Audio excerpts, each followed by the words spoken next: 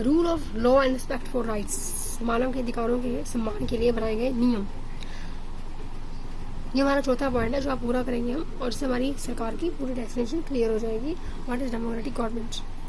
Zimbabwe amendment attained independence from white minority rules in 1980.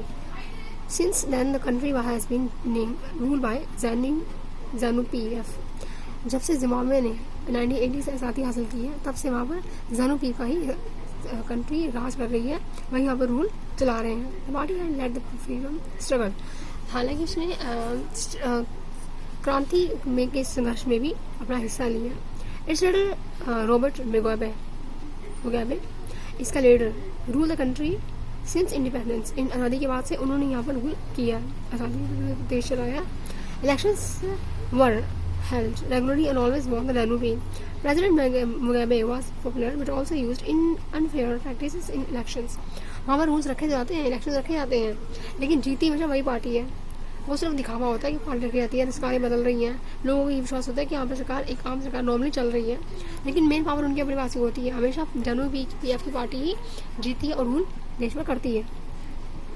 Over the years, its government changed the constitution several years and tried to increase the power of the president and make him less accountable.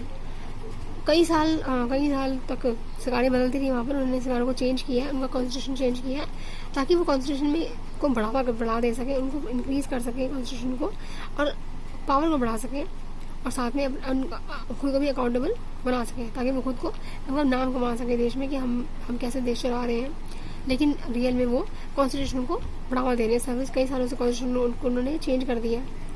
Opposition party workers but heist, विरोधी दल भी इस बात से काफ़ी हैरान होते हैं कि ये मतलब, क्योंकि विरोधी दल की पार्टी होती है, इलेक्शन होते हैं तो उनमें कई पार्टी हिस्सा लेती हैं, लेकिन जीती हमेशा उन्हीं की पार्टी है। अपोजिशन पार्टी को कभी भी देश चलाने का मौका नहीं मिलता, ना ही कभी जीतती है।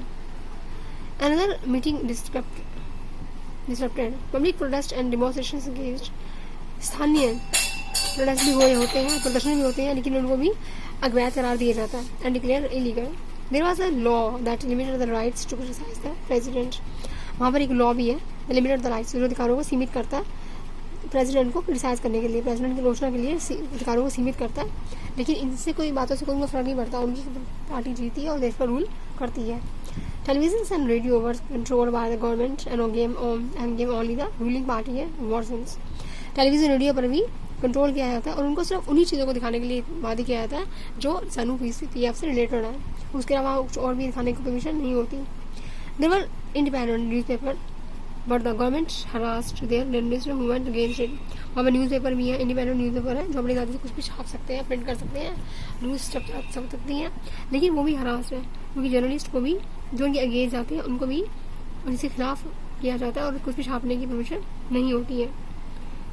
Ignore the government ignore some court judgements that were against it, government में भी कई जजेस को इग्नोर कर दिया जो इसके अगेंस्ट है।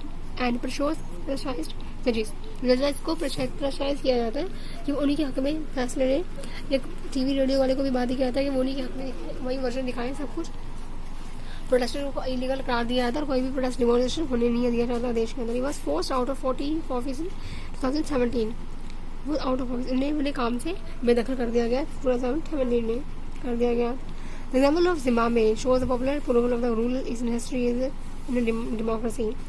जिम्बाब्वे का ये एग्जाम्पल में दिखाता है कि रूलर्स की स्वीकृति थी बहुत जरूरी है डेमोक्रेसी में, बट इज नॉट सफिशिएंट, पर यह काफ़ी नहीं है। मतलब हमें रूलर्स की स्वीकृति मिल जाती है करने के लिए, लेकिन ये काफ़ी नहीं है, but it is not sufficient. Popular government can be democratic, एक आम सरकार डेमोक्रेटिक होनी चाहिए, उसके पास सारे अधिकार होने चाहिए, वो जनता का न्याय करे, जनता को पूरा अधिकार मिले, किसी को प्रेशराइज नहीं किया जाए, हर कोई अपनी आज़ादी से वोट दे सके, और टीवी न्यूज़पेपर वालों को, मीडिया को अपने अधिकारों से कुछ भी दिखाने और छापने का अधिकार पूरा होना चाहिए, तभी वो डेमोक्रेटिक कंट्री कहलाएगी। Popular leaders can be autocratic, एक आम नागरिक जो मशहूर नागरिक है, फेमस लीडर्स हैं, फेमस नेता, चर्चित नेता, वो ऑटोक्रेटिक होने चाहिए, कैन बी ऑटोक्रेटिक हो सकते हैं इसमें। If you wish to assess democracy it is important to look at the elections. अगर हमें एक डेमोक्रेटिक देश चाहिए तो इसमें लीडर्स उसमें हमें इलेक्शंस को प्राथमिकता देनी चाहिए। इलेक्शंस में हर कोई अपनी मर्जी से वोट डाले, जिससे चाहे सरकार चुने और फिर वो देश पर रूल करे।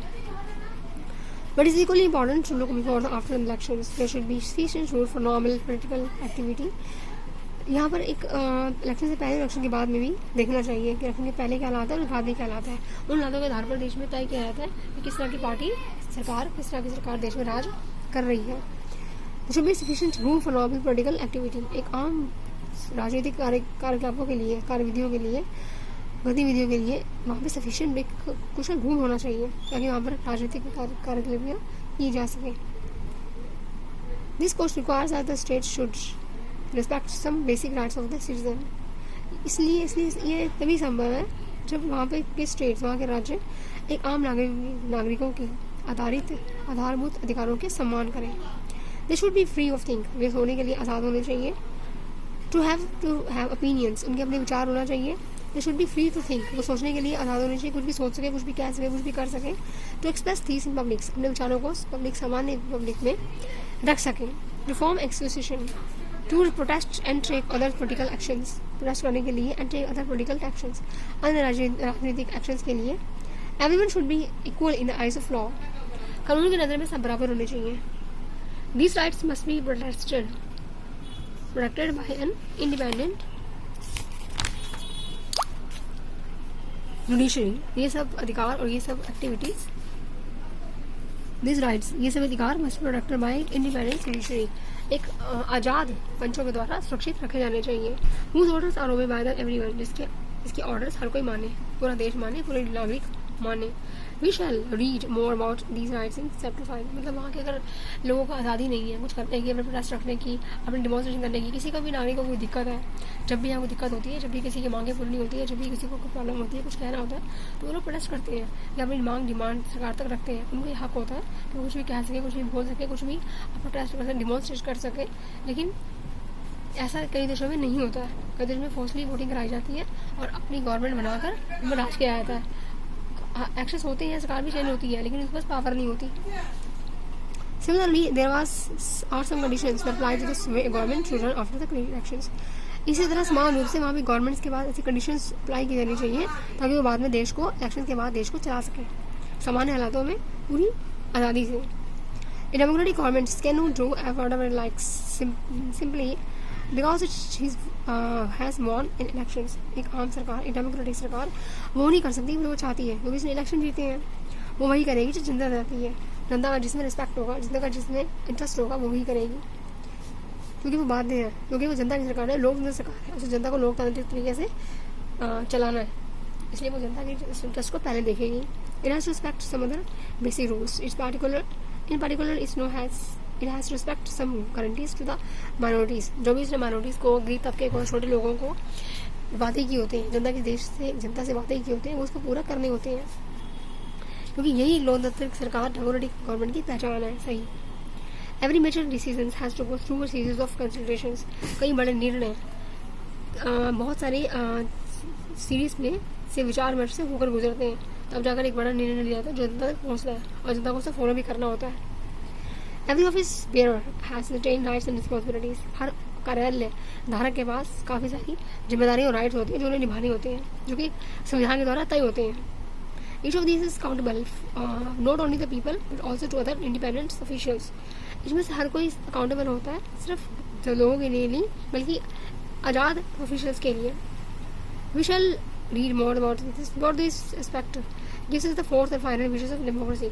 मतलब कई देशों में नहीं होता, लेकिन ऐसा होना चाहिए कि देश की जनता के पास पूरे हक हो डिमॉन्स्ट्रेशन करने के, अपने आप को साबित करने के, अपनी बात रखने के, हक से वोट डालने के, अपने अधिकार रखने के, उनको यूज़ करने के। तभी वो डेमोक्रेटिक सरकार बनती है और तभी वो बनी हुई सरकार उसके संविधान के द्वारा दिए हुए मानदंड, सीमाएँ और मानव अधिकार पर चलती है, और तभी वो डेमोक्रेटिक सरकार कहलाती है। अगर हम फोर्सली वोट कराते हैं, किसी से भी वोट लेते हैं और अपनी सरकार को बनाते हैं और चलाते हैं, तो डेमोक्रेटिक सरकार नहीं कही जाएगी, जैसा कि जनता को सिर्फ फोर्सली वोट कराया जाता है। हो गया।